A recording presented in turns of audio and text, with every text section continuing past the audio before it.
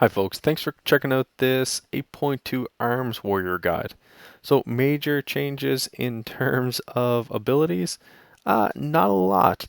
We're actually largely seeing that Arms is seeing a buff on Mortal Strike, Execute, Slam, and Rend, all being increased by 6%.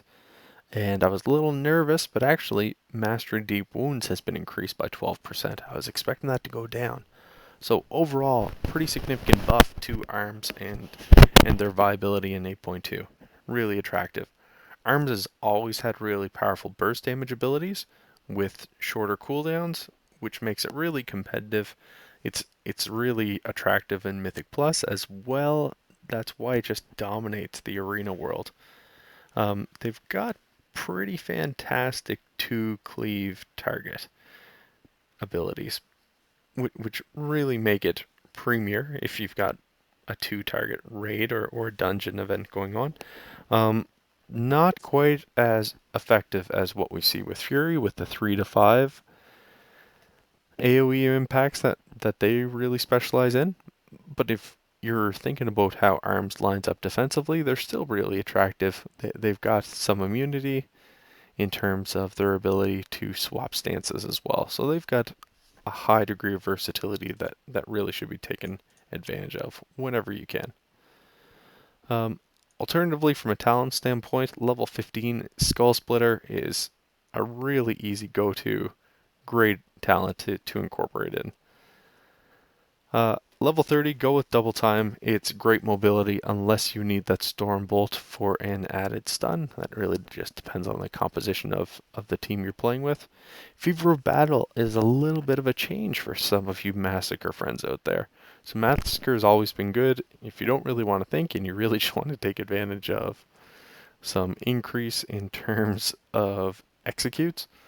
But really, Fever of Battle allows us to take advantage of Whirlwind and increases it by 10% damage and slams your primary target. That's actually pretty material. Alternatively, while I throw us in Whirlwind, um, you'll see a lot of fun with defensive stance. Hopefully that doesn't go anywhere unless Blizzard brings stances back even more thoroughly. Warbreaker is a no questions go to. Like maybe 1% of the population uses cleave right now, but Warbreaker has to be your go to in the big situations. That's your big major burst, and look, it's a 45-second cooldown. You get it back quick. In for the Kill is your level 90 talent. Avatar used to be a little more viable, but right now the complement to Warbreaker actually makes it amazing from a haste standpoint. And then finally, Anger Management. Every 20 rage you spend reduces the remaining cooldown on Warbreaker. So you start seeing all these different talents really kind of complement this Warbreaker build. Alternatively, so that's one real sexy one. That's your raiding build.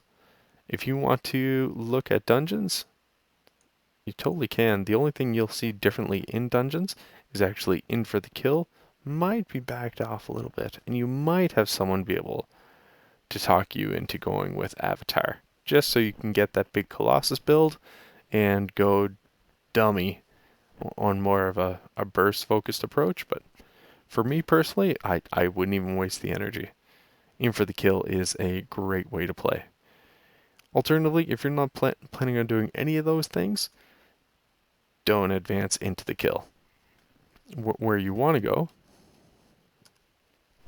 if you're completely uninterested in dungeons or raiding or any of that endgame content, and you're going to go destroy world quests for a living, get away from Skull Splitter, go to Sudden Death. Get away from Defensive Stance and go with Second Wind. Get that health back. Alternatively, level 75, go to Cleave. That'll only complement you rather quickly. Level 90, get back to Avatar, and level 100, you're actually going to go with Dreadnought. And that just increases the overpowered charges you have, and increases the next damage of your next mortal strike by an additional 10%.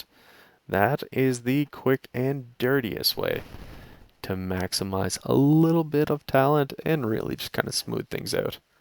It'll keep you busy. You won't have as much downtime or lack of buttons being pressed that arm sometimes gets a little bit of hands wrung about.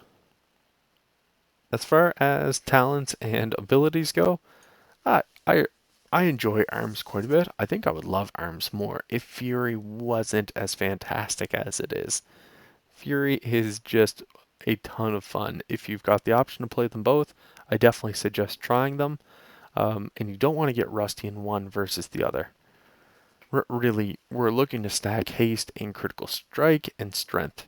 With an arms warrior, much of that translates over pretty good to Fury. So really the only thing you want with Fury is a little bit more mastery. So taking advantage of your deep wounds ability is really fun.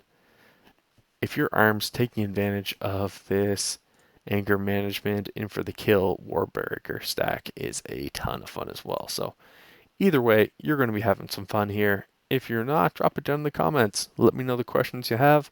I'll be more than happy to help, and punch that subscribe button.